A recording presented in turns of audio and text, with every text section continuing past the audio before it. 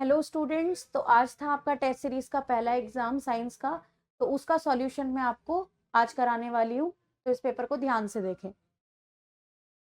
तो success test series का पहला टेस्ट था आपका आज, तो उसे स्टार्ट करते हैं एमसीक्यू के साथ। तो पहला क्वेश्चन है आपका, select from the following decomposition reaction in which source of energy of decomposition is light.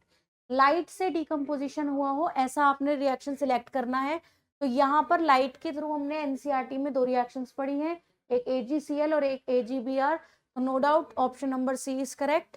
AgBr in the presence of UV या फिर sunlight it gives silver and bromide. Okay, next is oxide of aluminium and zinc. Aluminium और zinc ऐसे metals हैं जो क्या कहें, amphoteric oxide show करते हैं। ऑप्शन नंबर सी हो गया। ठीक है, एसिडिक बेसिक दोनों तरीके के ऑक्साइड्स ये बनाते हैं। Third option, consider the following compounds FeSO4, CuSO4, CaSO4 and Na2CO3। तो इनमें पढ़ते हैं क्वेश्चन क्या है। The compound having maximum number of water of crystallization in crystalline form in one molecule is. इसमें वाटर ऑफ क्रिस्टलाइजेशन किसमें maximum है वो बताना है आपने यहाँ पर। तो चेक करते हैं, FeSO4 इसमें होता है आपका 7H2O। ठीक है, CuSO4 इसमें होता है आपका 5H2O। CaSO4 इसमें होता है आपका 2H2O और Na2CO3 इसमें होता है आपका 10H2O। तो आप साफ साफ देख सकते हो क्रिस्टलाइजेशन किसमें सबसे ज्यादा है, that is Na2CO3। Okay, next question is, name the formula of third member of homologous series of alkyne. अब आप लोगों को मैंने बता रखा है कि एल्काइन सीरीज स्टार्ट ही कहां से होती है, सेकंड कार्बन से स्टार्ट होती है। ठीक है, इसकी स्टार्ट ही कहां से होती है, ये स्टार्ट ही सेकंड कार्बन से होती है। तो इसका थर्ड मेंबर कौन सा हुआ, 2, फर्स्ट, 3 एंड 4। तो फोर्थ नंबर वाला बताना है, और वो भी किसका बताना है, एल्काइन का। तो एल्काइन के लिए फॉर्मूला क्या होता है, एल्काइन का फॉर्मूला होता है CnH2n-2। ठीक है, तो अगर C यहाँ पर 4 नंबर है, N की वैल्यू कितनी है यहाँ पर 4, क्योंकि यहाँ पर क्या बोला है, थर्ड मेंबर बोला है, वो भी एल्काइन का। तो यहाँ पर N की वैल्यू 4 है, तो यहाँ पर 4 इंटू 2 -2, तो C4H8 - 2। तो आंसर इज C4H6। तो ऑप्शन देख लीजिए कौन सा है, C4H6, this is butyne, C4H6। कुछ बच्चे यहाँ पर इसमें कंफ्यूज हो जाते हैं, ब्यूटाइन नाम देखकर ही करेक्ट कर देते हैं, तो ये गलत है। ठीक है, तो option number D is correct. Next is, metal and non metal exist in liquid state. पहले मेटल है देन नॉन मेटल है, exist in liquid state at room temperature respectively. तो आपने आंसर में भी पहले मेटल ढूंढना है, फिर आपने नॉन मेटल ढूंढना है। तो ऑप्शंस देखते हैं, ब्रोमीन एंड मरकरी, आंसर्स ठीक है बट इनका सीक्वेंस गलत है, क्योंकि पहले मेटल पूछा है। तो मेटल इज मरकरी, तो answer mercury and iodine no, iodine and mercury no, answer will be mercury and bromine. तो सीक्वेंस के अकॉर्डिंग कुछ बच्चे गड़बड़ करेंगे, ब्रोमीन और मरकरी को टिक करेंगे, बट वो सीक्वेंस नहीं चेक कर रहे। ठीक है ना, क्वेश्चन नंबर 6 पे चलते हैं। MnO2, 4HCl, MnCl2, H2 और Cl2, ये आपको एक रिएक्शन दी हुई है जिसको क्या कह रहे हैं, ये the reaction given above is a redox reaction. क्यों है ये रिडॉक्स, अब रिडॉक्स रिएक्शन क्या होती है, जिसमें ऑक्सीडेशन और रिडक्शन एक साथ होता है। तो अब यहाँ पर देखते हैं क्या हो रहा है, यहाँ पर MnO2, अब MnO2 में से ऑक्सीजन रिमूव हो गया, तो यहाँ पर क्या हुआ, रिडक्शन हुआ। ठीक है, और HCl में क्या हुआ, H में ऑक्सीजन ऐड हो गया, तो यहाँ पर क्या हुआ, ऑक्सीडेशन हुआ। तो एक ही रिएक्शन में दोनों हो रहे हैं, तो yes it is a redox reaction. अब क्यों है, क्योंकि MnO2 क्या हो रहा है, रिड्यूस हो रहा है, और HCl ऑक्सीडाइज हो रहा है। तो देखते हैं कौन सा ऑप्शन करेक्ट है। MnO2 is oxidize and HCl is reduced, wrong, उल्टा हो गया। HCl इज ऑक्सीडाइज हुआ है, लेकिन यहाँ पर दूसरा भी तो हुआ है, MnO2 इज रिड्यूस्ड, ये अलग अलग है, लेकिन दोनों ही एक साथ हुए हैं। तो answer will B D, MnO2 is reduced and HCl is oxidized। तो आंसर नंबर डी सही है आपका, यहाँ पे option number D is correct. Next देखते हैं question number 7। 2 ml of sodium hydroxide solution is added to a few pieces of zinc granules, metals taken in a test tube and then warmed। The reaction that occurs be written in the form of balanced chemical equation। तो यहाँ पर reaction बनाते हैं, sodium hydroxide की reaction कराई है zinc के साथ।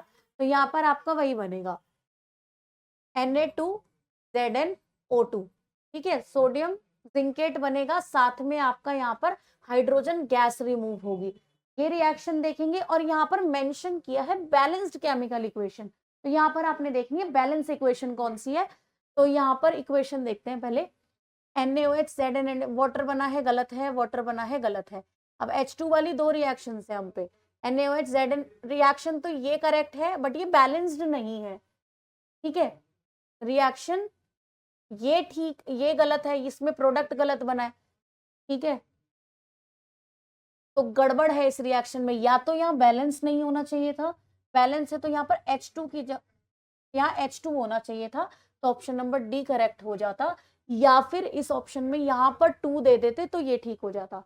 तो ये क्वेश्चन करेक्ट करने की जरूरत है, ठीक है, या तो यहाँ पर H2 होना चाहिए था अगर बैलेंस इक्वेशन पूछी है, अदरवाइज यहाँ पर 2 लगा होना चाहिए था, ठीक है ना। चलिए नेक्स्ट क्वेश्चन की तरफ चलते हैं। Which one of the following statement is not true? Not वाले क्वेश्चंस को ध्यान से पढ़ा करो, गलती पूछी है, कौन सी इक्वेशन गलत है इसमें से।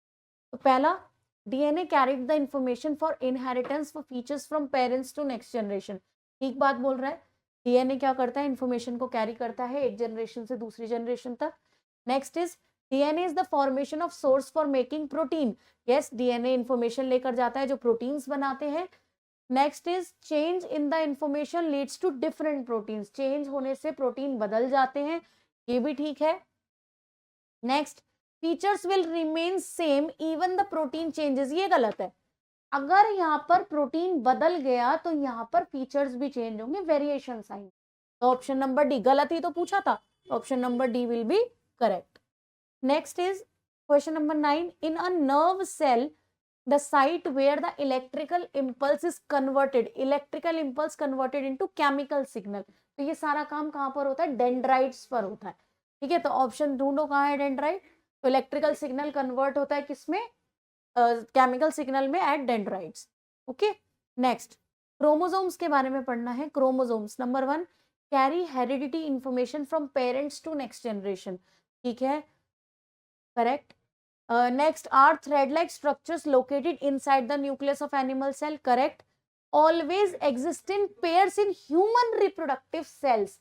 ये पेयर में तो होते हैं बट रिप्रोडक्टिव सेल्स के अंदर नहीं, ठीक है, प्लॉइडी हैप्लॉइड होते हैं, रिप्रोडक्टिव सेल्स हैप्लॉइड होते हैं, और 2 सेट क्रोमोसोम्स होने का मतलब क्या है यहाँ पर, डिप्लॉइड होना, तो ये वाला स्टेटमेंट गलत है। Are involve in the process of cell division, बिल्कुल सेल डिवीजन में क्रोमोसोम्स ही डिवाइड होते हैं, तभी ये वाला ऑप्शन गलत है, थर्ड वाला। तो देखते हैं फर्स्ट सेकंड एंड फोर्थ किसमें है, तो option number C is correct, first second and fourth, option number C is correct, first second and fourth, ठीक है। नेक्स्ट क्वेश्चन पढ़ते हैं, स्टोमेटा क्लोजेस व्हेन, स्टोमेटा कब क्लोज होते हैं। सबसे पहला, it needs carbon dioxide for photosynthesis, जब उन्हें कार्बन डाइऑक्साइड चाहिए हो पानी के लिए, वो सॉरी फोटोसिंथेसिस के लिए। It does not need carbon dioxide for photosynthesis, जब उसे कार्बन डाइऑक्साइड नहीं चाहिए होती, ठीक है। Water flows out of the guard cell, yes जब गार्ड सेल से पानी निकल जाता है तो वो श्रिंक हो जाते हैं, स्टोमेटा क्लोज हो जाते हैं, ये भी ठीक है। वॉट इनटू में तो नहीं, अंदर आता है तो ओपन होने की जरूरत है, जब कार्बन डाइऑक्साइड चाहिए होते तो भी ओपन होंगे, तो आंसर होना चाहिए सेकेंड एंड थर्ड, तो option number C is correct, second and third. Question number 12, in which of the following organism multiple fission is means of asexual reproduction, that is plasmodium, plasmodium में आपका asexual reproduction होता है, ठीक है। Question number 13, at what distance from a convex lens should an object be placed to get an image of same size, अब आपको image बनानी है वो भी सेम साइज की, सेम साइज की कब बनती है, जब ऑब्जेक्ट कहाँ होता है, एट सी, यानी कि एट सी का मतलब सेंटर ऑफ कर्वेचर पे जब आपका ऑब्जेक्ट होता है, लाइक दिस, कौन सा मिरर है, कॉन्वेक्स लेंस है, लेंस में इमेजेस बनानी सिखाई थी मैंने आपको, दिस इज कॉन्वेक्स लेंस, ठीक। अब यहाँ पर देखो, this is optical centre, this is F1, this is 2F1, this is F2, this is 2F2, ठीक है। तो यहाँ पर जब आपका ऑब्जेक्ट होगा तब आपकी इमेज यहाँ पर बनेगी, that is equi distance from lens, जितना डिस्टेंस यहाँ होगा उतना ही डिस्टेंस यहाँ होगा, U और V आपका इस केस में इक्वल होता है। तो ऑप्शंस पढ़ते हैं, beyond twice the focal length of the lens, focal length से बियॉन्ड द ट्वाइस। अब ट्वाइस का मतलब क्या है, फोकल लेंथ का डबल, यानी कि सेंटर ऑफ कर्वेचर C1 और C2 भी आप इसको लिख सकते हो, ठीक है। तो C1 पे इमेज होनी चाहिए, लेकिन इसने क्या बोला, बियॉन्ड C1, तो ये ऑप्शन गलत हो गया। एट द प्रिंसिपल फोकस, ये भी गलत हो गया, प्रिंसिपल फोकस की इनफाइनाइट पे जाकर बनेगी, ठीक है। At twice the focal length of the lens, बिल्कुल सही बात है, twice the focal length, this is focal length, and इसको अगर मैं डबल कर दूंगी तो ये हो गया आपका सेंटर ऑफ कर्वेचर, यानी कि रेडियस एक तरीके से आप मान सकते हो। तो यहाँ पर ये हो गया at twice the focal length, between optical centre नहीं, ये भी नहीं, ठीक है। तो एट C वाला केस हो गया, C1 लेंस है तो ठीक। नेक्स्ट क्वेश्चन पे आते हैं। The lens system of human I forms an image of light sensitive screen which is called, human आई में जो इमेज बनती है उस स्क्रीन का नाम क्या है, दैट इज रेटिना, तो answer is retina. Next is the pattern of magnetic field produced in solenoid, inside the solenoid बोला है, इनसाइड की बात करी गई है। सोलिनॉइड में आप लोगों ने पढ़ा है कि कैसी मैग्नेटिक फील्ड बनती है, इनसाइड पैरेलल बनती है, यानी कि यूनिफॉर्म मैग्नेटिक फील्ड होती है, और यूनिफॉर्म मैग्नेटिक फील्ड हमेशा पैरेलल लाइन से डिपेक्ट की जाती है, यानी कि नॉर्थ से साउथ अगर मैं मानूं, अगर यहाँ पर एक सोलिनॉइड होता तो आउटसाइड तो बार मैग्नेट की तरह बनता, लाइक दिस, ठीक है, इस तरीके से, और इनसाइड कैसी बनती है आपकी, पैरेलल लाइंस बनाई जाती। आ गई बात समझ में, तो यहाँ पर आएगा ऑप्शन नंबर आपका ए करेक्ट, ठीक। चलो आगे चलते हैं। Next question is identified the food chain in which the organism of second trophic level are missing, ऐसी चेन, एक तरह से गलत चेन पूछ रहा है इसमें से, जिसमें सेकेंड लेवल ना हो। तो यहाँ देखो, ग्रास, गोट, लायन, ये ठीक है, जू plankton, phytoplankton, small fish, large fish, ये भी ठीक है, ग्रास हो, टाइगर और ग्रास, ये देख रहे हो आप, पहले ग्रास आना था, ठीक है, तो ये वाली मेरे हिसाब से गलत होनी चाहिए। ये देखते हैं, grass, snake, frog, this is wrong, ठीक है, ये वाली सेकेंड ट्रॉपिक लेवल इसमें मिसिंग है, ओके। चलिए आगे, अब आ गए हैं आपके असर्शन रीजन, तो होपफुली आपके MCQs में अच्छे मार्क्स आए होंगे, सारे क्वेश्चन आपने ठीक किए होंगे। आगे देखते हैं assertion reasons. Assertion is the rate of breathing in aquatic organisms is much faster then in terrestrial organism, बिल्कुल ठीक बात है, ये ट्रू है, ठीक है, क्योंकि एक्वाटिक ऑर्गेनिजम्स में तेज ब्रीदिंग करनी पड़ती है। क्यों करनी पड़ती है, क्योंकि जो डिसॉल्व ऑक्सीजन है उसका लेवल कम होता है उसमें ऑक्सीजन का। तो पढ़ते हैं reason, the amount of oxygen dissolved in water is very high as compare to amount of oxygen in air, ये गलत है, this is wrong, this is false.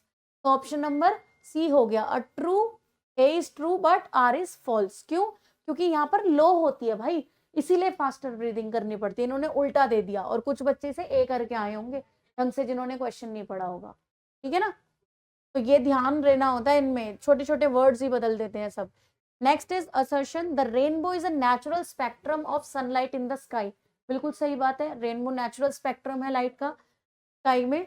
Reason, rainbow is formed in the sky when sun is overhead and water droplets are also present in the air, तो ये बात भी सही है, rainbow कब फॉर्म होता है, जब सन ओवरहेड हो और वाटर ड्रॉपलेट्स भी प्रेजेंट हो, ये भी ट्रू है और ये भी ट्रू है। अब ऐसे क्वेश्चन में आपके पास आता है कि करेक्ट एक्सप्लेनेशन है कि नहीं है।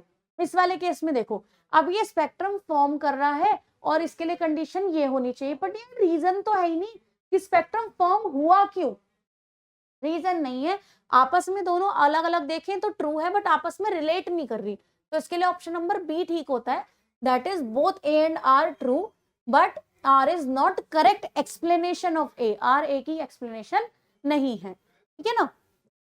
ऐसे क्वेश्चन में बहुत कंफ्यूजन होती है, तो आप ये देखा करो ऊपर वाला नीचे वाले का आंसर दे रहा है या नहीं दे रहा, ठीक है, ऊपर वाली स्टेटमेंट का आंसर मिलना चाहिए आपको रीजन में, बिकॉज का आंसर, ठीक है, तो यहाँ बिकॉज का आंसर नहीं मिल रहा। Next is assertion accumulation of harmful chemical is maximum in the organism at highest tropic level of food chain, बिल्कुल ठीक बात है, ये बायोमैग्निफिकेशन की बात कर रहा है, जैसे जैसे आप ऊपर लेवल्स पर जाओगे तो फूड चेन में क्या होता है, एक्यूमुलेशन होता जाता है केमिकल्स का, तो ये ट्रू है, true.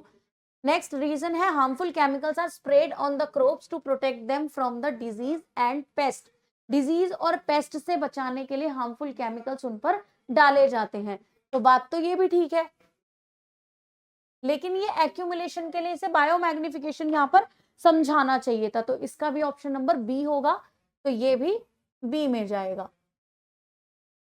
assertion is hydrogen gas is not evolved when zinc react with nitric acid। अब देखो, जब nitric acid is HNO3, HNO3 के साथ जब जिंक रिएक्ट करेगा, तो यहाँ पर आपको क्या पता है, मेटल और एसिड्स, मेटल की रिएक्शन जब हम एसिड से करते हैं तो हमें हमेशा क्या मिलता है, सॉल्ट प्लस हाइड्रोजन गैस मिलती है। सॉल्ट के साथ क्या मिलता है बच्चों, हाइड्रोजन गैस मिलती है, ठीक है। लेकिन यहाँ पर ये क्या कह रहा है, hydrogen gas is not evolve when zinc react with nitric acid. ऐसा जरूरी है, क्यों, क्योंकि नाइट्रिक एसिड क्या है, एक स्ट्रॉन्ग ऑक्सीडाइजिंग एजेंट है, स्ट्रॉन्ग ऑक्सीडाइजिंग एजेंट की तरह बिहेव करता है, और स्ट्रॉन्ग ऑक्सीडाइजिंग एजेंट क्या करेगा, ऑक्सीडाइज करा देगा। तो ये जो हाइड्रोजन गैस प्रोड्यूस हुई है, ये H2 है, ये इसको ऑक्सीडाइज कर देगा इन वाटर। तो इन केसेस में H2 नहीं, क्या प्रोड्यूस होता है, H2O प्रोड्यूस होता है, वाटर प्रोड्यूस होता है। तो यहाँ देखते हैं, nitric acid oxidizes the hydrogen gas produce to water itself and get reduced. बिल्कुल सही बात है, यहाँ पर ये भी ट्रू है, वो भी ट्रू है, और नीचे वाली स्टेटमेंट ऊपर वाली को प्रॉपर जस्टिफिकेशन दे रही है, तो यहाँ पर आंसर आएगा A, both are true and it is correct explanation of assertion. Okay, तो यहाँ पर कंप्लीट होते हैं आपके असर्शन रीजन। होपफुली आपने चारों क्वेश्चंस ठीक किए होंगे, नहीं किए तो अगले टेस्ट के लिए आपने सीख लिए होंगे, ठीक है ना। तो सेक्शन बी पर आते हैं, अब चलते हैं आगे। सेक्शन बी, सेक्शन ए के 20 मार्क्स में से लगा लो आपने कितने सही करें, कितने मार्क्स आप गेन कर पाओगे। पहला question, two magnetic field lines do not intersect each other by. दो मैग्नेटिक फील्ड लाइंस एक दूसरे को कभी भी इंटरसेक्ट नहीं करती। क्यों नहीं करती, क्योंकि मैग्नेटिक फील्ड की एक प्रॉपर डायरेक्शन होती है, that is north to south, ठीक है।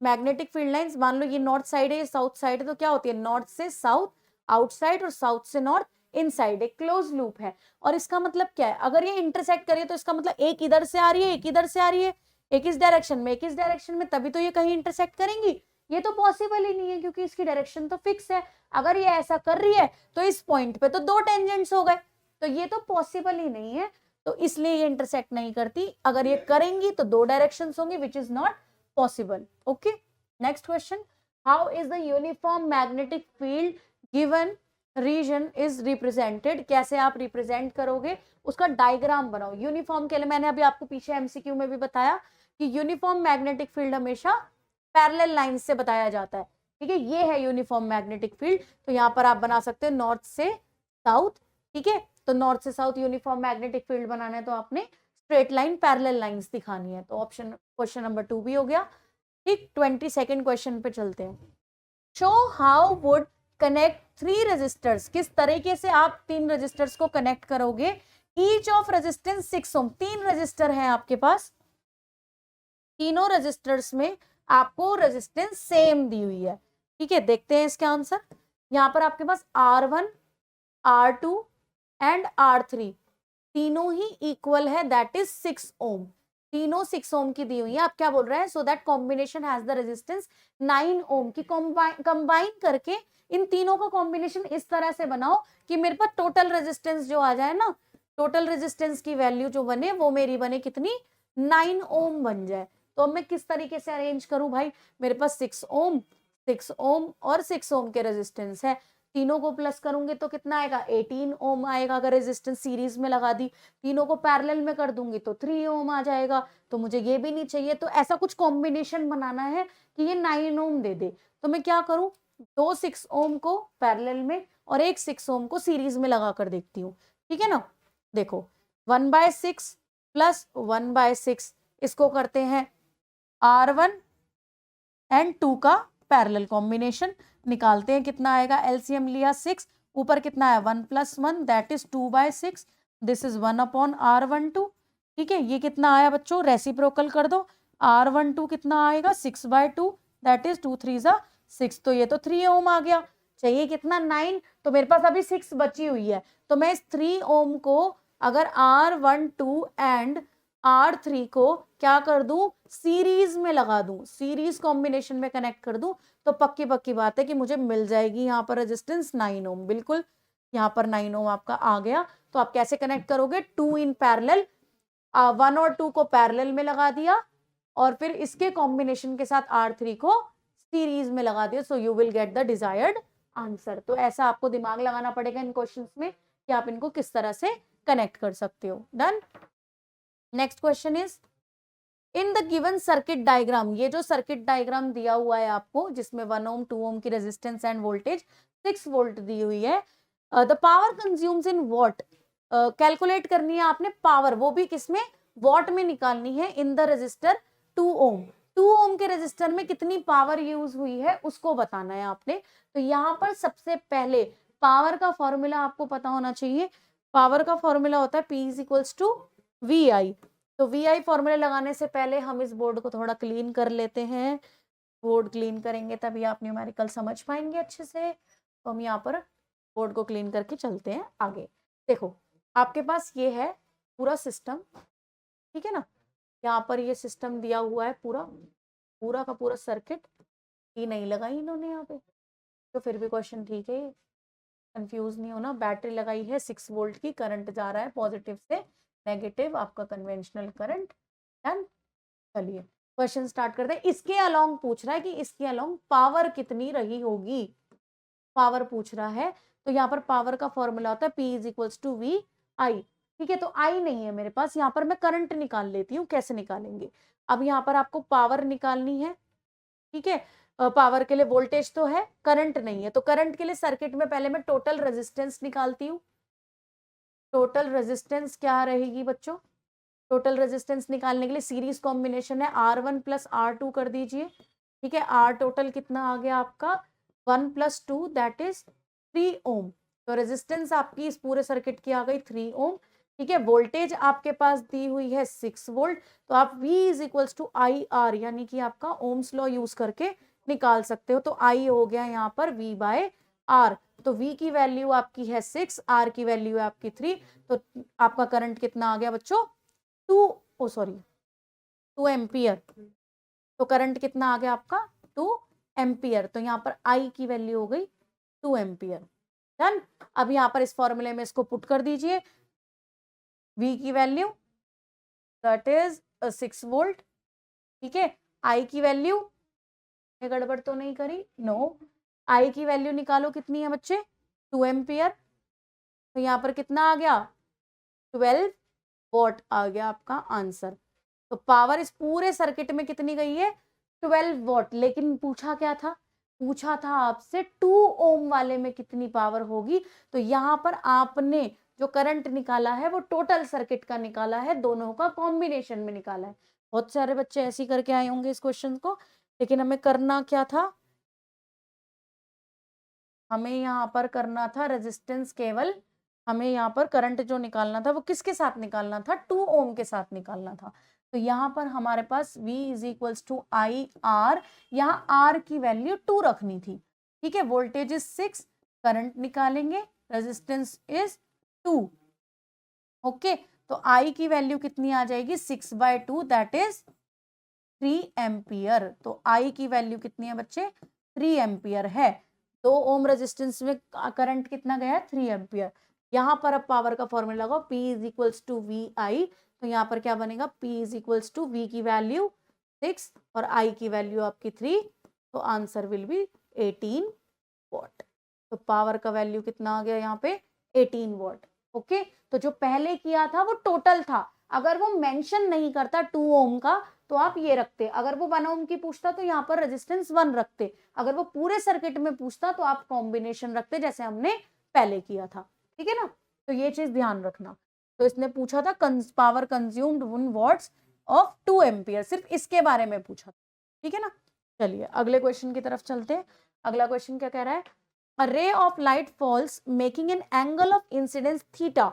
एक रे ऑफ लाइट गिर रही है एंगल बनाती हुई, थीटा एंगल बनाती हुई, surface of a glass slab, glass slab के सरफेस पे।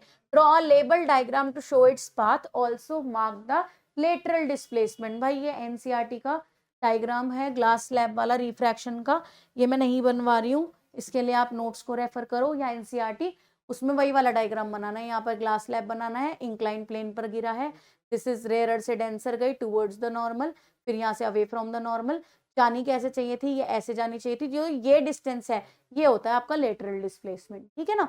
प्रॉपर नहीं बनवा रही हूँ, क्लास में किया हुआ है आपने क्वेश्चन और एनसीईआरटी में भी है, ठीक है ना।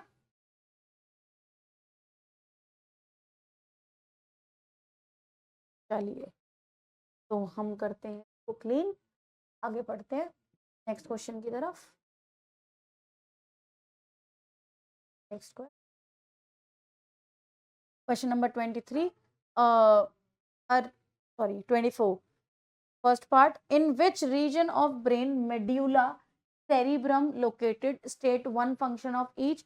तो medulla आपका हिंड ब्रेन में होता है, cerebrum आपका फोर ब्रेन में होता है। मेड्यूला का काम होता है वॉमिटिंग और ये सारी चीजें कंट्रोल करना, ठीक है। सेरिब्रम का काम क्या होता है, it is a thinking part of the brain, तो यह फंक्शन इसका लिख सकते हो। Second is name a hormone that promotes the growth of tendrils and explain how they help in pea plant to climb up other plants. तो दोनों में से कोई भी एक क्वेश्चन कर सकते हो, मुझे 99% श्योर है सारे बच्चों ने ए पार्ट ही किया होगा। तो यहाँ इसके लिए ऑक्सिन हार्मोन है और ये टुवर्ड्स द लाइट ग्रो करता है, और वो जैसे ही सपोर्ट देते हैं तो वो लाइट की तरफ ग्रो करके क्या कर जाता है, बेंड कर जाता है। पूरा आंसर आपको क्लास में लिखवाया हुआ है, वही आंसर इसमें आना था, ठीक है। नेक्स्ट क्वेश्चन की तरफ चलते हैं। Mention the pathway of urine in our body starting from the organ of its formation to its excretion. तो ये है लाइफ प्रोसेस के एक्सक्रीशन चैप्टर का topic, last topic life process का। तो पढ़ते हैं यूरिन फॉर्मेशन। यूरिन फॉर्मेशन कहाँ से शुरू होती है और कहाँ पर यूरिन एंड होता है, पूरा पाथवे बताना है आपने। तो यहाँ पर किडनी में नेफ्रॉन के अंदर, ठीक है, नेफ्रॉन के अंदर होता है, फिर किडनी से जाता है यूरेटर के थ्रू बाहर, यूरेटर से होते हुए चला जाता है यूरिनरी ब्लैडर पे, यूरिनरी ब्लैडर से होते हुए ये जाता है आपका यूरेथ्रा के थ्रू आउट हो जाता है, ठीक है, यूरेथ्रा के थ्रू यूरिन बाहर आ जाता है। तो ये है करेक्ट पाथवे, ठीक है, this is the pathway of urine.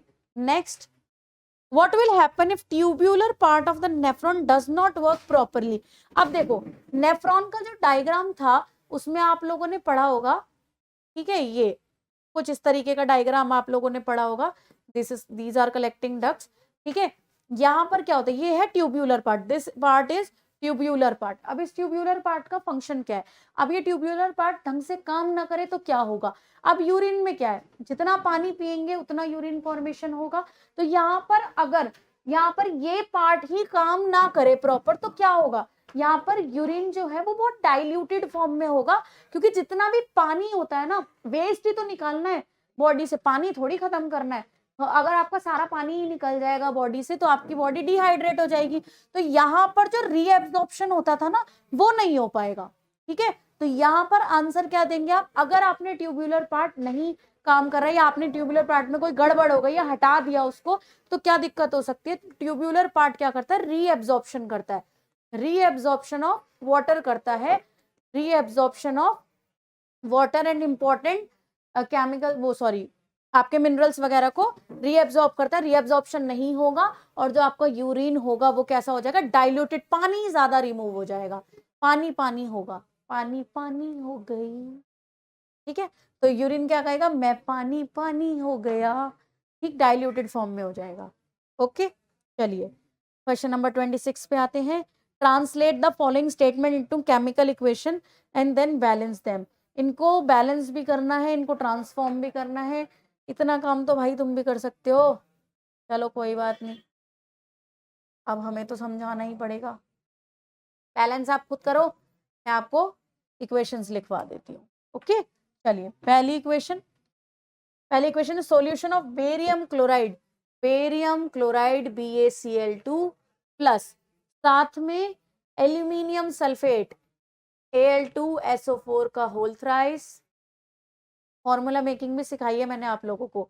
In water reacts to give insoluble, अब ये रिएक्ट कर रहे हैं और दे रहे हैं बेरियम सल्फेट BaSO4 और इनसॉल्यूबल बोल रहे हैं, इसका मतलब ये क्या है, प्रेसिपिटेट, ठीक है, दिस इज प्रेसिपिटेट। और इन सबको एक्वस सॉल्यूशन बोल रहा है। वो देखो यहाँ पर solution of barium chloride and aluminium sulphate in water, यानी कि ये सब एक्वस फॉर्म में है। ठीक है, barium sulphate and solution of aluminium chloride, और साथ में बन रहा है AlCl3। तो ये है आपका एक्वस में, ये भी आपका एक्वस है और ये भी आपका एक्वस है। ठीक है, तो यहाँ पर ये है इक्वेशन। अब इसे बैलेंस कर लो। अब बैलेंस करना आपके काम में, मैं सिखा चुकी हूँ आपको क्लास में बहुत बार। ना बैलेंसिंग आए तो क्लास में आ जाना, पूछ लेना। Next, aluminium metal react with steam to give aluminium oxide and hydrogen gas.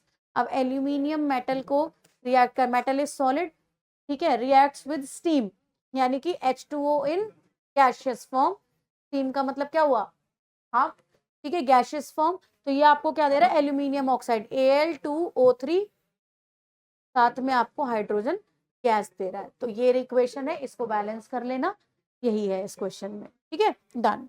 Question number 27, the pH of section C start हो चुका है। अभी तक आपके 2 नंबर वाले क्वेश्चंस चल रहे थे। Section C, the pH of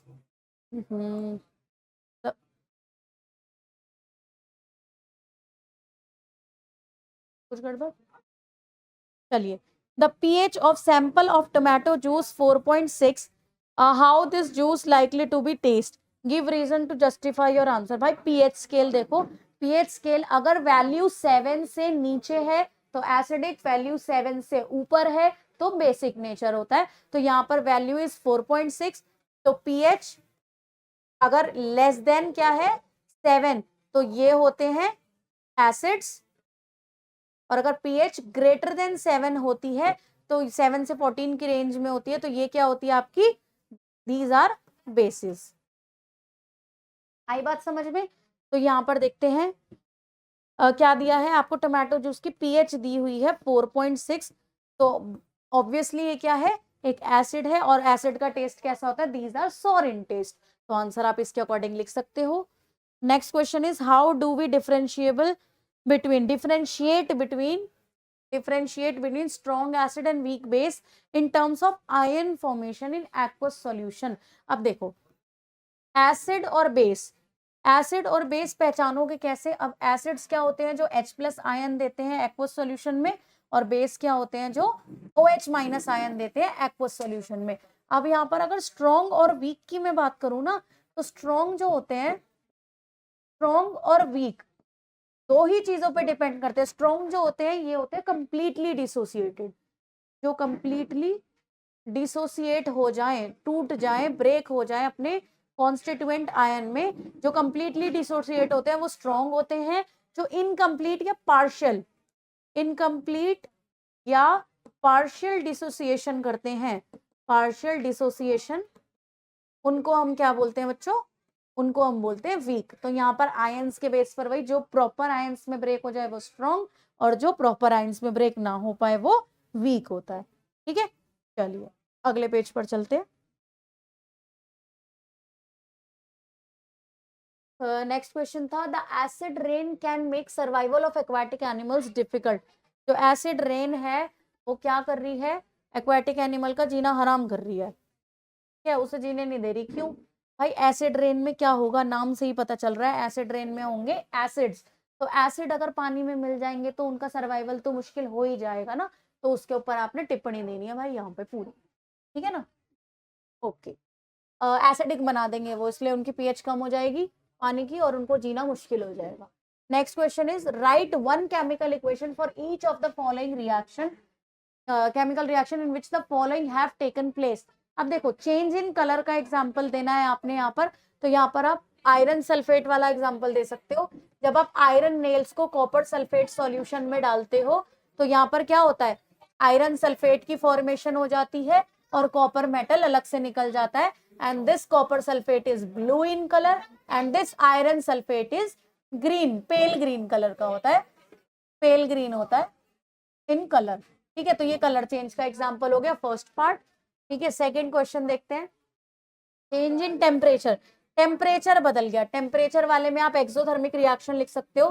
calcium hydroxide slack lime को जब आप रिएक्ट कराते हो तो ये बनाता है CaO+H2O। ठीक है, तो इसमें आप हीट देते हो, एंडोथर्मिक भी कर सकते हो, एक्सोथर्मिक भी कर सकते हो। तो ये रिएक्शन हो गई टेम्परेचर चेंज की।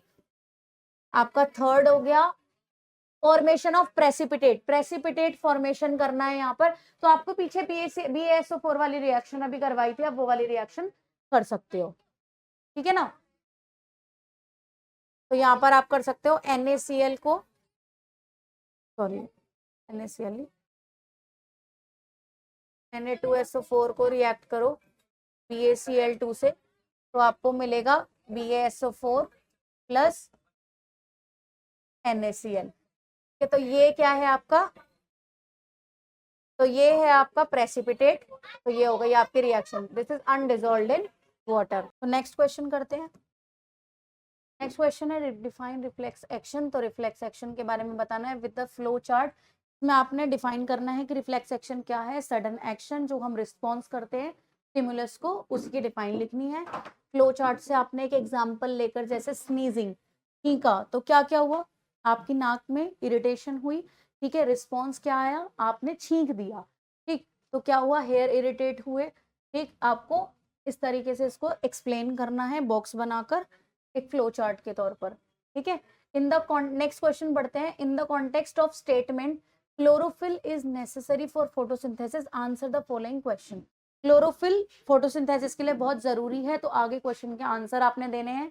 तो पहला क्वेश्चन है what are variegated leaves. Variegated leaves का मतलब होता है अलग अलग कलर की लीव्स जो होती है, एक ही लीफ में डिफरेंट डिफरेंट कलर्स जो होते हैं, ठीक है, उसको बोलते हैं वेरीगेटेड लीव्स, ठीक है।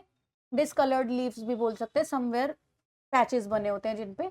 एक एग्जांपल देना, तो यहाँ पर एग्जांपल हो सकता है मनी प्लांट, ठीक, मनी प्लांट में वेरीगेटेड लीव्स होती हैं। Next question is when leaf is boiled in alcohol what happens to the color of the leaf and the color of the solution।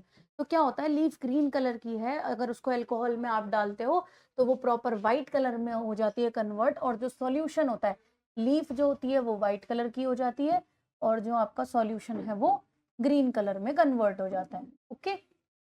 Next, in what form is carbohydrate produced stored in plant, why is chlorophyll is necessary for photosynthesis.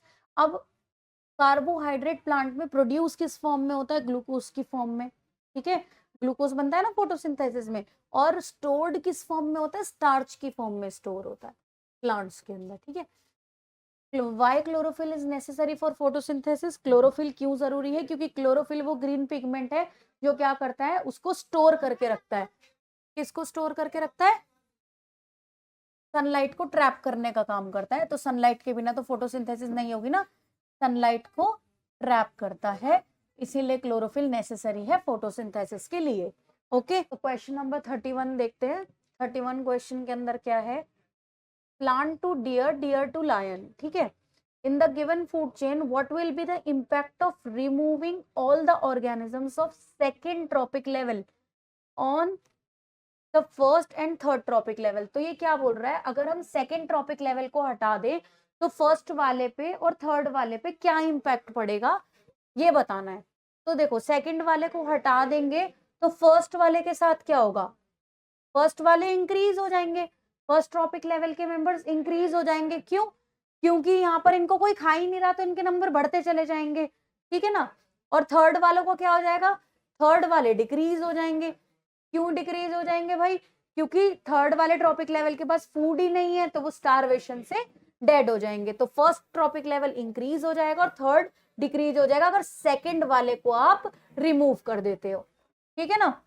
तो अगला question पढ़ते हैं आगे।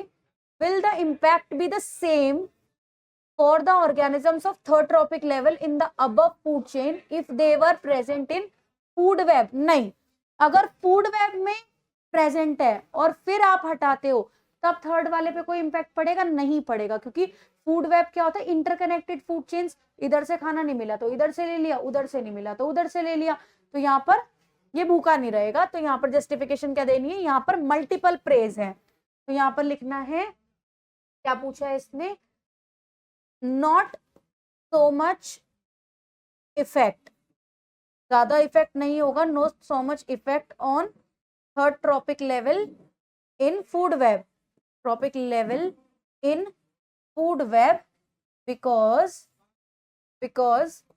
यहाँ पर क्या होगा, because they will have different prey, उनको कोई और मिल जाएगा, ठीक है, डिफरेंट प्रे टू कंज्यूम, तो इस वजह से यहाँ पर कोई ज्यादा इफेक्ट नहीं पड़ेगा। चलिए अगला क्वेश्चन देखते हैं। A gas x which is deadly poisonous is found at higher levels of atmosphere and performs an essential function। तो यहाँ पर जो आपकी गैस है वो है आपकी ओजोन, ओजोन लिख सकते हो या फिर यहाँ पर आप O3 लिख सकते हो। Next is name the gas, write the function performed by this gas. ये क्या करती है? It shields environment from, shield environment या एटमॉस्फेयर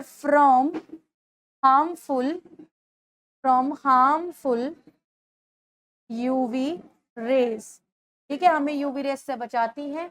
नेक्स्ट क्या लिखा है? Which chemical is linked to decrease, अब इसका लेवल कम हो रहा है ओजोन का, किसकी वजह से? CFCs, क्लोरोफ्लोरोकार्बन्स की वजह से। What measure have been taken by the international organisation to check the depletion of the layer containing this gas. क्या किया गया? इस पे बैन लगाया गया, इसके यूज पे बैन लगाया गया, या फिर इसके यूज को डिक्रीज इन यूज किया गया, मतलब काम इसको यूज करना कम कर दिया गया, ठीक है ना, तो इससे ये डिक्रीज हो सकती है, इसको डिप्लीशन को इसको रोक सकते हैं। ओके चलो अगले क्वेश्चन पे, question number 32। Next question is a narrow beam PQ, white light की बीम है, passing through a glass prism ABC। अब इस डायग्राम में ग्लास प्रिज्म का आपने डिस्पर्जन इस लाइट का करना है। तो यहाँ पर क्या होगा? ये लाइट है, ये इधर गई, फिर ये यहाँ से निकलती है 7 रंगों में, ये आपने पढ़ा होगा ना डिस्पर्जन ऑफ लाइट में। तो ये 7 कलर्स में यहाँ से इमर्ज आउट होगी। Draw a ray diagram to show the emergent of beam. तो भाई इतना गंदा डायग्राम मत बनाना, ठीक है, तो इसका अच्छा सा डायग्राम बनाना है आपने, ठीक। 7 कलर्स में इसको ब्रेक करना है, 1 2 3 4 5 6 7। और आपको पता है दिस इज विबग्योर, ठीक है, VIBGYOR, violet, indigo, blue, green, yellow, orange, red, ठीक। तो इस फॉर्म में ये बाहर आ जाता है, तो इस डायग्राम को कंप्लीट करना है। Next also right the phenomena, कौन सा फिनोमिना यूज हुआ बच्चों? डिस्पर्जन ऑफ लाइट, ठीक है। Next using the second law of refraction state which colour of light must have highest value of refractive index. अब आप लोगों को क्लास में पढ़ाया गया था कि रिफ्रैक्टिव इंडेक्स जो है वो इनवर्सली प्रोपोर्शनल होता है वेवलेंथ के, right. Refractive index is inversely proportional to wavelength. तो यहाँ पर कर सकते हो आप इस कॉन्सेप्ट को use, that is refractive index is inversely proportional to wavelength. Okay, wavelength के इनवर्सली प्रोपोर्शनल होता है, that is lambda and this is n। तो आप लिख सकते हो n is inversely proportional to lambda. और हम सब जानते हैं कि यहाँ से यहाँ जाते हुए वेवलेंथ क्या होती है बच्चे? इंक्रीज होती है। तो यहाँ पर आप देख सकते हो कि वॉयलेट जो है इसकी वेवलेंथ मिनिमम है, तो यहाँ पर आपसे मैक्सिमम रिफ्रैक्टिव इंडेक्स पूछा है, तो इसका रिफ्रैक्टिव इंडेक्स क्या हो जाएगा बच्चों? मैक्सिमम हो जाएगा, because they are inverse in relation. Okay चलिए अगले क्वेश्चन पे आते हैं, question number 33। Okay next, name 2 safety measures commonly used in electric circuit and appliances. 2 safety measures जो आप यूज करोगे अपने इलेक्ट्रिक सर्किट में और किसमें? अप्लायंसेस में। क्या क्या सेफ्टी यूज कर सकते हो? तो यहाँ पर सबसे पहले आपको क्या लगाना चाहिए? आपको फ्यूज लगाना चाहिए। तो पहला सेफ्टी मेजर होगा आपका fuse, use of fuse. Second, avoid overloading, overloading को अवॉइड करना चाहिए ताकि शॉर्ट सर्किट ना हो। तो अवॉइड ओवरलोडिंग, तो ये 2 आपके सेफ्टी मेजर्स हो सकते हैं। नेक्स्ट क्वेश्चन है, न्यूमेरिकल है। The power rating of electric oven is 220 volt and 2 kilowatt, ठीक है। आपको यहाँ पर पावर रेटिंग दी हुई है एक अप्लायंस की। If it is used in a domestic electric circuit of current rating 5 ampere, current भी दिया हुआ है यहाँ पर, आपको पावर भी दी हुई है और वोल्टेज भी दी हुई है। पूछे भैया क्या पूछ रहे हैं? Domestic circuit, what result do you expect. अच्छा तो आपका क्या रिजल्ट आप इससे एक्सपेक्ट कर रहे हो, ये आपसे पूछना चाह रहा है, ठीक है। तो चलो बताते हैं इसका क्या रिजल्ट आ रहा है। तो यहाँ पर वोल्टेज है आपकी 220 वोल्ट्स, ठीक है। और यहाँ पर आपकी पावर कितनी है बच्चे, 2 किलोवाट, यानी कि अगर आप इसे वॉट में कन्वर्ट करना चाहो तो इसको क्या लिख सकते हो आप, 2000 वॉट, ठीक है। ये आपकी पावर दी हुई है और ये कह रहा है आपका जो रेटिंग है ना, रेटिंग का मतलब समझो, रेटिंग 5 एम्पियर। अब ये करंट की जो वैल्यू उसने दी है, इस करंट, ठीक है, इस करंट की वैल्यू दी है 5 एम्पियर। इसका मतलब इस वाले सर्किट में ना मैं 5 एम्पियर से ज्यादा करंट ड्रॉ नहीं करा सकती। अगर इसमें 5 एम्पियर से ज्यादा का करंट आपने ड्रॉ कराया तो यहाँ पर क्या होगा, शॉर्ट सर्किट हो सकता है, फ्यूज मेल्ट हो सकता है, तो यहाँ पर फ्यूज खराब हो सकता है। आ गई बात समझ में? तो यहाँ सॉल्व करके देखते हैं। P is equals to V I. अब इस आई को यहाँ पुट मत कर देना, यहाँ पर आपको इस आई की वैल्यू निकालनी है और चेक करना है कि 5 एम्पियर की रेटिंग में आ रहा है या नहीं आ रहा है, ठीक है। तो P is equals to V I लगाकर यहाँ पर मैं निकालती हूँ I की value. I is equals to P by V। P की वैल्यू मेरे पास है 2 किलोवाट, ठीक है, और वोल्टेज मेरे पास है 220 वोल्ट्स, ठीक है। अब इसको कन्वर्ट कर लिया हमने, 2000 डिवाइडेड बाय 2, एक सेकेंड, 2 किलोवाट ही ना, हाँ, 2000 अपॉन में 220। अब आप इसको सॉल्व करेंगे तो आपके पास आंसर समथिंग 2.2 आ जाएगा। तो आंसर विल बी 2. वेट,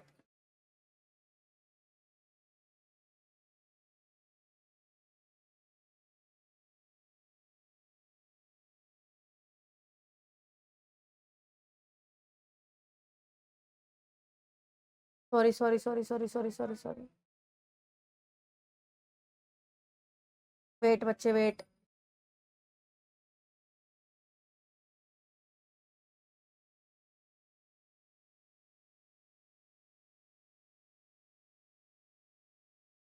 अब सॉरी। तो यहाँ पर अगर आप न्यूमेरिकल सॉल्व करो तो पावर क्या होगी आपके 2000 अपॉन में वोल्टेज कितनी है 220। अगर इसे आप सॉल्व करो तो कितना आएगा, 0 से 0 कैंसिल, 1 जा 100, 100 अपॉन 11। इसे सॉल्व करोगे तो कितना आएगा, अप्रोक्स 9 पॉइंट समथिंग आएगा आपका आंसर। तो 9 पॉइंट समथिंग एम्पियर का मतलब क्या हुआ, यहाँ पर रेटिंग कितनी है 5 एम्पियर, आंसर कितना आ रहा है 9 से प्लस आ रहा है, ठीक है। तो इसका मतलब आपका यहाँ पर क्या होगा, फ्यूज मेल्ट हो जाएगा। तो रिजल्ट क्या होंगे, fuse will melt, okay, fuse will melt. Next question देखिए, जस्टिफाई योर आंसर, तो कैलकुलेशन करके आप आंसर को शो कर सकते हो। 34th question, define the term functional group. तो फंक्शनल ग्रुप क्या होते हैं, आपने मेरी पिछली वीडियो में देखा होगा, मैंने फंक्शनल ग्रुप की डिफाइन आपको बताई थी।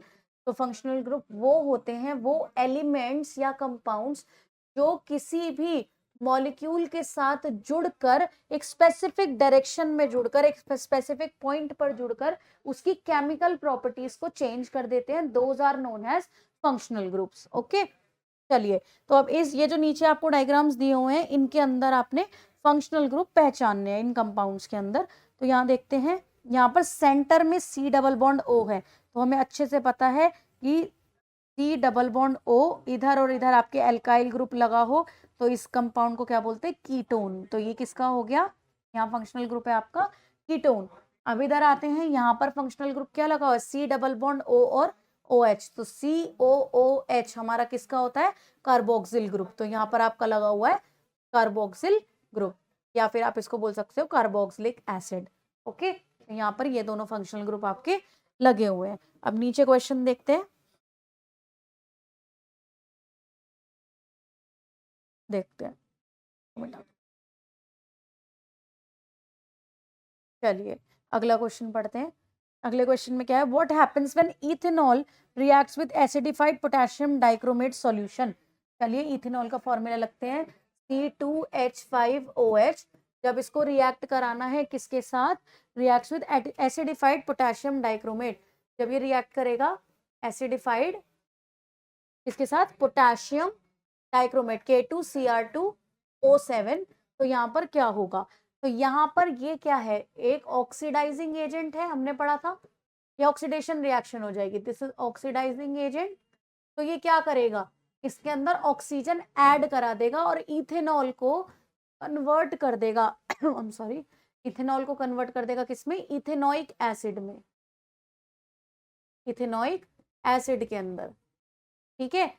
इसका फॉर्मूला क्या होगा, CH3COOH, इसमें कन्वर्ट कर देगा। तो ये थी इसकी reaction, equation for the reaction. Why is this reaction considered as oxidising agent, because oxidizing agent that is acidified potassium dichromate acts as oxidizing agent and oxidizes ethanol to ethanoic acid. Addition of oxygen takes place here, hence it is called oxidation reaction. Next, write chemical equation for the reaction of ethanoic acid with sodium hydroxide. अब ethanoic acid की reaction करानी है, CH3COOH, ethanoic acid को आपने react कराना है किसके साथ, सोडियम हाइड्रोक्साइड, NaOH के साथ रिएक्ट कराना है। कुछ देखी देखी रिएक्शन नहीं लग रही क्या, हमने पिछली बार वीडियो में पढ़ी थी। इसमें क्या बन जाएगा, CH3COONA पॉजिटिव, और साथ में आपका क्या बन जाएगा बच्चे, H2O, ठीक है। तो यहाँ पर ये आपके प्रोडक्ट्स बन गए, और यहाँ पर इसका फॉर्मेशन हुआ सोडियम इथेनोएट का, क्या फॉर्मेशन हुआ, सोडियम इथेनोएट, ठीक है, सोडियम इथेनोएट बन गया, जिसे हम सोप मॉलिक्यूल भी कहते हैं। नेक्स्ट, चलिए अगला देखते हैं क्या है, describe the method of preparation of soap in giving chemical equation. भाई इसमें उल्टा ही आपको बता रखा है कि आप यहाँ पर कौन सी वाली रिएक्शन, एस्टेरिफिकेशन रिएक्शन का उल्टा कर सकते हो बेस डालकर। Explain with the diagram mechanic cleansing action of soap, ये भी आप पिछली वीडियो में जाकर देख सकते हैं, इसमें दोनों आंसर प्रॉपरली आपको मिल जाएंगे। नेक्स्ट 35 क्वेश्चन, 35th क्वेश्चन में है number 1, define electric power. Electric power क्या है, उसको energy consumed per unit time या फिर rate of consumption of electrical energy is known as electric power, express in the term of potential difference and resistance.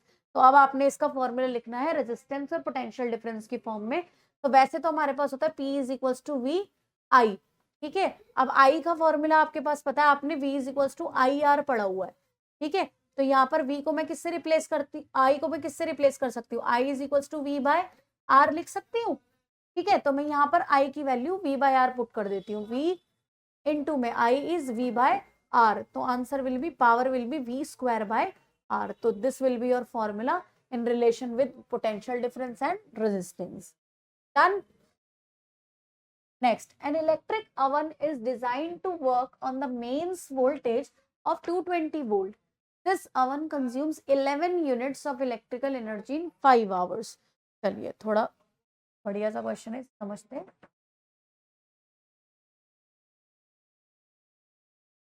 So the question is, एक electric oven है design to work on the main voltage, voltage आपको यहाँ पर दी हुई है, how much, V की value आपके पास है 220 वोल्ट्स, ठीक है। Next is consumes 11 units, units में 11 यूनिट्स का मतलब क्या हुआ बच्चों, 11 किलोवाट पर आवर, ये आपने पढ़ा है, ठीक है। 1 यूनिट बराबर 1 किलोवाट आवर, ठीक। टाइम कितना दिया हुआ है यहाँ पर आपको, 5 आवर्स, 5 घंटे के लिए इसको यूज किया गया है, ठीक है। तो यहाँ पर आपसे पूछ रहा है पहले ऑप्शन में पावर रेटिंग निकालनी है, तो पावर का एक सिंपल फॉर्मूला एनर्जी पर यूनिट टाइम भी होता है। तो एनर्जी कितनी कंज्यूम हुई है, 11 किलोवाट आवर यूनिट्स यूज हुई है अपॉन में 5, तो यहाँ पर आंसर कितना आ गया, 2.2, ठीक है। 2.2 वॉट किलोवाट आपने यहाँ पर एनर्जी पावर की यूज कर ली, ठीक है। इतनी पावर यहाँ पर, पावर रेटिंग कितनी आएगी इसकी, 2.2 किलोवाट, ठीक। Next, current drawn by the oven, अब करंट निकालना है, करंट का formula P is equals to VI, ठीक है। यहाँ पर आपने करंट निकालना है, तो I is equals to P/V, P की वैल्यू कितनी है 2.2 अपॉन में आपके पास V कितना है 220।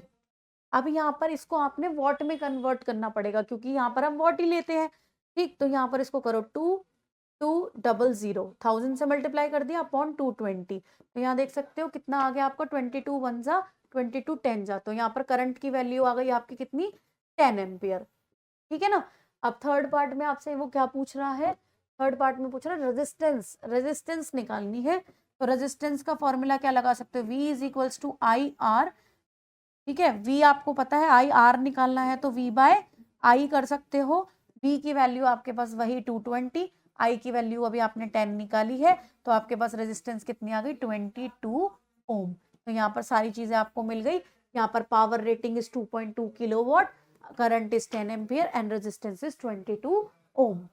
ओके, नेक्स्ट क्वेश्चन की तरफ चलते हैं। चॉइस वाला क्वेश्चन देख लेते हैं क्या कह रहा है। Write the relation between resistance and electrical resistivity of the material of a conductor in the shape of cylinder of length and area of cross section A, यहाँ पे L आएगा, length L and area of cross section A, hence derive SI unit of electrical resistivity.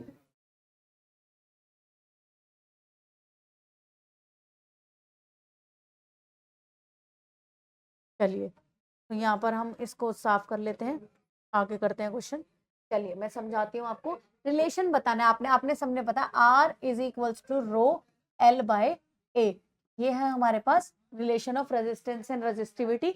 अब इसको क्या बोल रहा है, इसकी एसआई यूनिट को डिराइव करो रेजिस्टिविटी की। तो रेजिस्टिविटी क्या हो गई यहाँ से, आर इंटू ए, ये इधर चली गई और ये नीचे अपॉन में एल। ठीक है, रेजिस्टेंस की एसआई यूनिट क्या होती है बच्चों, ओम।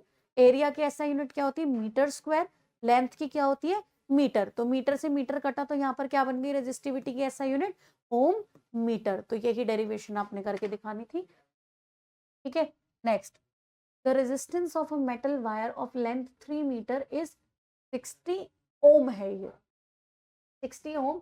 If the area of cross section of the wire is इतना metre square, calculate the electrical resistivity of the wire. तो इसमें आप सेकेंड पार्ट में क्या कर सकते हो, सेकेंड पार्ट में आप इसके कैसे कर सकते हो, resistance of the metal wire, R की वैल्यू है आपके पास 60 ओम। ठीक है, एल की वैल्यू है आपके पास 3 मीटर। ठीक, एरिया है आपके पास 4 इंटू 10 की power -7 metre square.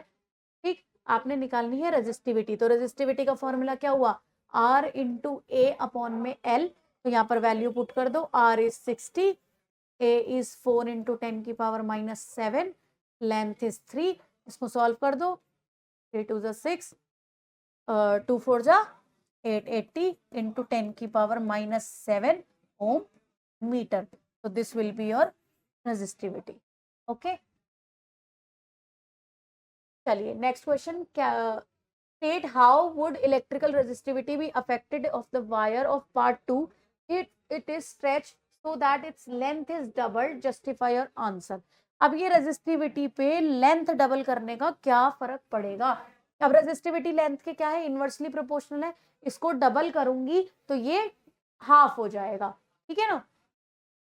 Next is state how would electrical resistivity be, sorry ये तो हो गया ना, बस जस्टिफाई योर आंसर यहाँ पर लिख दो।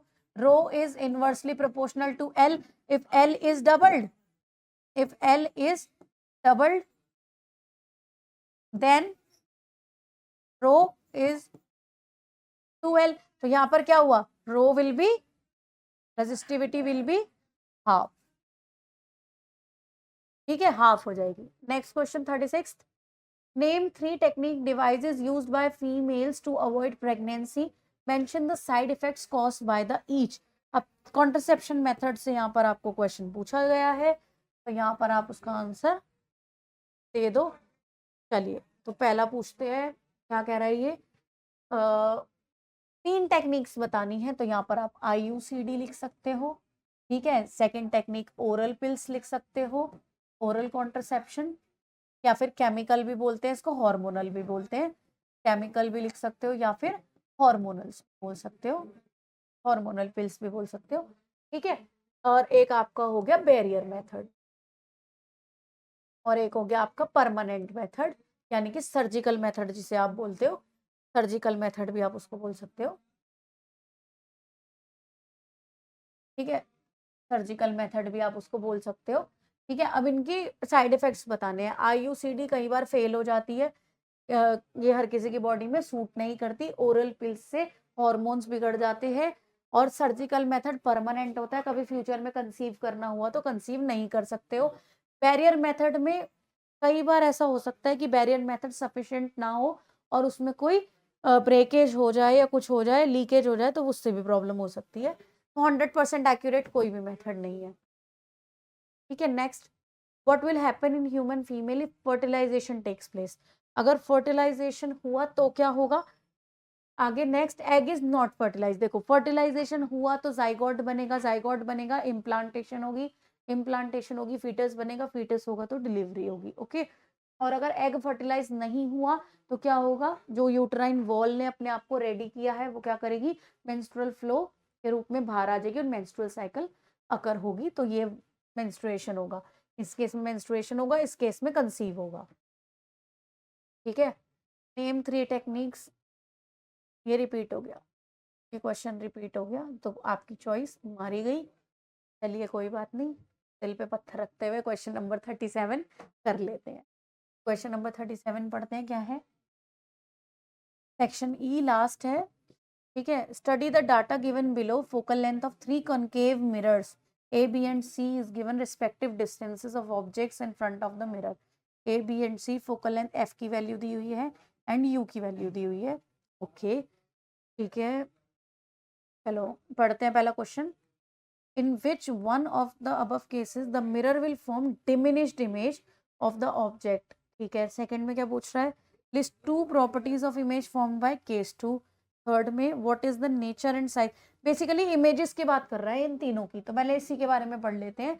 यहाँ पर फोकल लेंथ कम है और आपका डिस्टेंस ज्यादा है, यानी कि ये बियॉन्ड सी का केस हो गया, दिस इज बियॉन्ड सी, ठीक है। यहाँ पर फोकल लेंथ देख रहे हो डबल हो गया, ऑब्जेक्ट डिस्टेंस फोकल लेंथ का डबल, तो फोकल लेंथ का डबल क्या होता है आपका at C, centre of curvature हो गया 30 और 20, ऑब्जेक्ट कम हो गया फोकल लेंथ से, तो ये केस हो गया बिटवीन एफ एंड पी का, ठीक है। अब आपको बहुत आसानी हो जाएगी इस क्वेश्चन को सॉल्व करने में। अब देखो, in which of the cases diminished image, छोटी इमेज कब बनेगी, जितना दूर ऑब्जेक्ट होता है उतनी छोटी इमेज, जितना पास जाता रहेगा ऑब्जेक्ट उतना बड़ी इमेज बनाता जाएगा, ठीक है। तो पहले वाले केस में बनेगी डिमिनिश्ड इमेज, तो आपने बताना है केस नंबर 1 में, ठीक है। Justify your answer, because F is less than you, तो इस केस में आपकी डिमिनिश्ड इमेज बनेगी।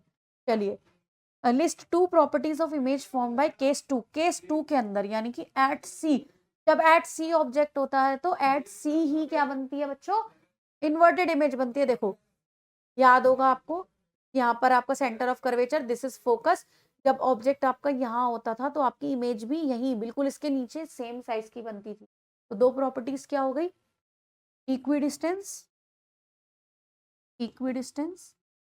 To object and same in size, same size की, ओके।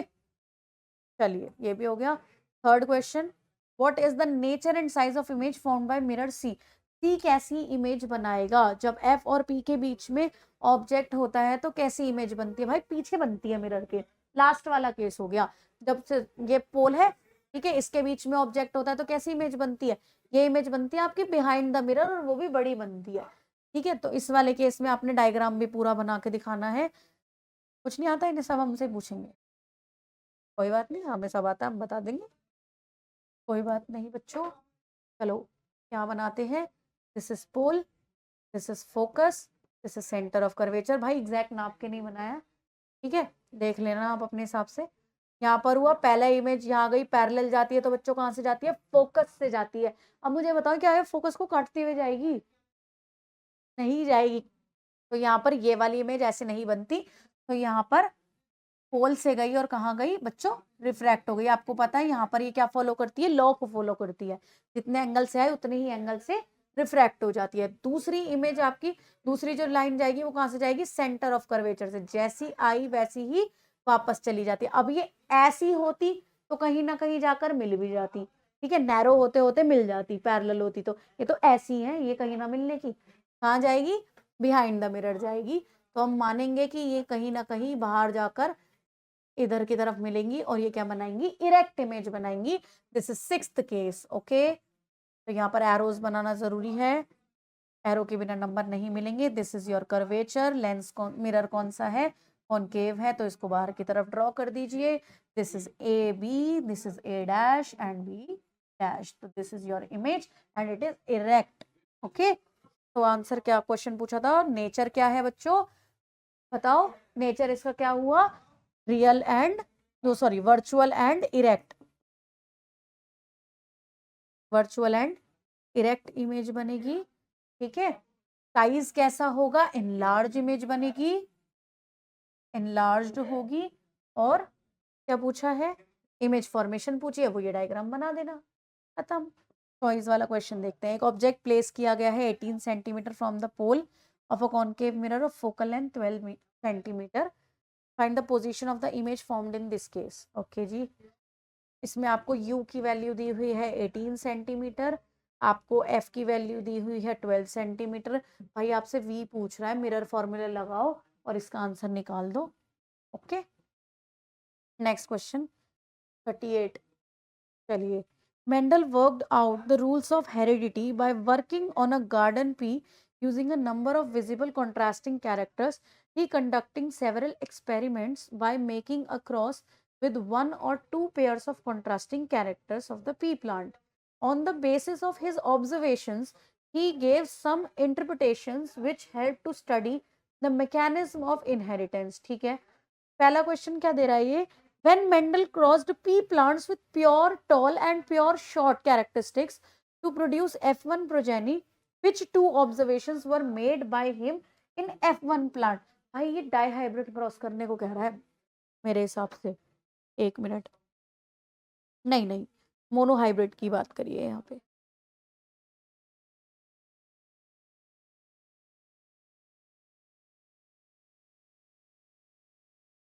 चलो हम इसको एक बार कर लेते हैं। क्या बोला है इसने कि अगर हम प्योर प्योर ब्रीडिंग ही बोल लेते हैं इसको ना, प्योर ब्रीडिंग, ट्रू ब्रीडिंग, इसमें आप होमोजाइगस पेयर ही लेते हो जब प्योर बोल देता है। तो इसने इसमें क्या क्या लिया है, टॉल एंड ड्वार्फ, शॉर्ट भी बोल, शॉर्ट बोला ना, शॉर्ट निकले, टॉल एंड शॉर्ट का क्रॉस कराया है। अब देखते हैं, ठीक है बच्चों, एक को मेल मानते हैं हमेशा, एक को फीमेल मानते हैं, आपस में इनका कराया क्रॉस, ठीक है। ये हैं आपके पेरेंट्स, मतलब आपके नहीं, प्लांट के पेरेंट्स है। ओके, पेरेंट्स का क्रॉस कराया, इनके लिए इनका जीनोटाइप लिखा, capital T small T. Pure का मतलब ही यही होता है कि होमोजाइगस पेयर लेना है, ठीक है। अब यहाँ पर बनाने हैं गैमीट्स, यहाँ पर हुआ सेल डिवीजन, ठीक है। सेल डिवीजन के बाद बने gametes, gametes are always in circle, these are gametes. अब गैमीट्स देखते हैं क्या बनेंगे, कैपिटल टी स्मॉल टी, ठीक है। तो यहाँ पर क्रॉस कराओ, तो क्या बना, capital T small T, again capital T small T, once again capital T small T, another one capital T small T. तो यहाँ पर हुआ फर्टिलाइजेशन, और ये बनी आपकी F1 जनरेशन या F1 प्रोजेनी या फर्स्ट फीलियल जनरेशन, कुछ भी बोल लो। अब देखो भाई, जब डोमिनेंट है तो रिसेसिव की तो कोई बात ही नहीं है, वो शो ही नहीं कर पाएगा। Toll toll tall and tall. तो यहाँ पर हमने क्या देखा, तो इसने पूछा F1 में क्या क्या देखा आपने, F1 में हमने देखा 100% dominant character expresses itself, character expresses itself। 100% आपका क्या आया, टॉल आए। 100% डोमिनेंट कैरेक्टर कौन सा है, टॉल, तो 100% टॉल आए आपके F1 जनरेशन में। और सेकंड चीज हमने क्या ऑब्जर्व करी, all are heterozygous, all are heterozygous in nature, सारे के सारे कैसे हैं, हेट्रोजाइगस पेयर है, कोई भी होमोजाइगस पेयर नहीं है, और आर हेट्रोजाइगस, ठीक है।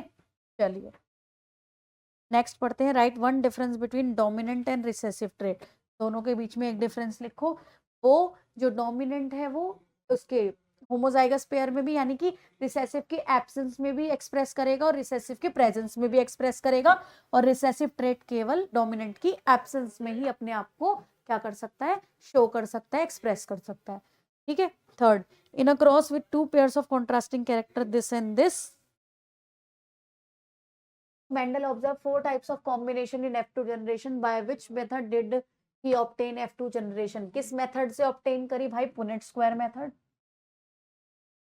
Punnett square method. कौन सा मेथड लिया था, वो डब्बे को जो कहते हैं ना उसे पुनेट स्क्वायर बोलते हैं, पुनेट स्क्वायर मेथड यूज किया था। Right the ratio of the parental combination obtained and what conclusions were drawn from this experiment. अब पेरेंटल जनरेशन की जो रेशो आती है इसकी वो आती है 9:3:3:1। क्या ऑब्जर्वेशन मिली कि भाई कॉम्बिनेशन है, अलग अलग कॉम्बिनेशन बन सकते हैं। अब इसमें पूरा डाइहाइब्रिड क्रॉस आपको करके दिखाना पड़ेगा क्योंकि इसने बोले जस्टिफाई द स्टेटमेंट। इस स्टेटमेंट को जस्टिफाई करो। It is possible that trait is inherited but may not be expressed. अच्छा, ये बोल रहे हैं स्टेटमेंट को जस्टिफाई करो कि ऐसा हो सकता है, it is possible that trait is inherited. Trait आया तो है बट अपने आप को एक्सप्रेस नहीं कर पाया, तो इसका मतलब आप हेट्रोजाइगस पेयर दिखा सकते हो। जैसे आप यहाँ देखो पीछे हमने क्या किया, यहाँ पर स्मॉल वाला ट्रेट आया तो है बट ये अपने आप को एक्सप्रेस नहीं कर पाया। ठीक है, तो यही एक्सप्लेन करना है इसमें आपको। ठीक है, डोमिनेंट कैरेक्टर अपने आप को शो कर देता है, इसीलिए रिसेसिव वाला आता तो है लेकिन छुप जाता है। ठीक है ना। चलिए, the metal produced by, next question, last question of this test. The metal produced by various reduction processes are not very pure. जो मेटल प्रोड्यूस होते हैं वो बहुत प्योर नहीं होते हैं। They contain impurities which must be removed to obtain pure metals. The most widely used method for refining impure metal is electrolytic refining.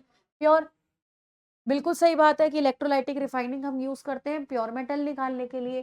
तो इससे क्या पूछ रहा है अब ये, what is cathode and anode made up of. अच्छा, अगर हम कॉपर की रिफाइनिंग करें तो क्या चीज एनोड की और क्या चीज कैथोड की बनी होती है, कैथोड किसकी और एनोड किसकी बनी होती है। तो ये हम पढ़ चुके हैं कि कैथोड जो होती है वो प्योर मेटल की स्ट्रिप होती है, प्योर मेटल का बना होता है। और यहाँ पर एनोड किसकी बनी होती है, इम्प्योर मेटल की बनी होती है, इम्प्योर मेटल की स्ट्रिप होती है यहाँ पर। ठीक है, और ये मेटल कौन सा यूज कर रहे हैं हम यहाँ पर, कॉपर की बात कर रहे हैं। तो यहाँ पर इम्प्योर मेटल, इम्प्योर कॉपर की और प्योर कॉपर की। ठीक है, next, name the solution used in the above process and right it's formula. Solution हमेशा एसिडिक होगा। अब यहाँ पर कॉपर है तो कॉपर का यूज करेंगे एसिडिक सॉल्यूशन। तो सॉल्यूशन हम यहाँ पर यूज करेंगे, सॉल्यूशन हम यहाँ पर यूज करेंगे कौन सा, acidified copper sulphate, acidified copper sulphate, that is CuSO4।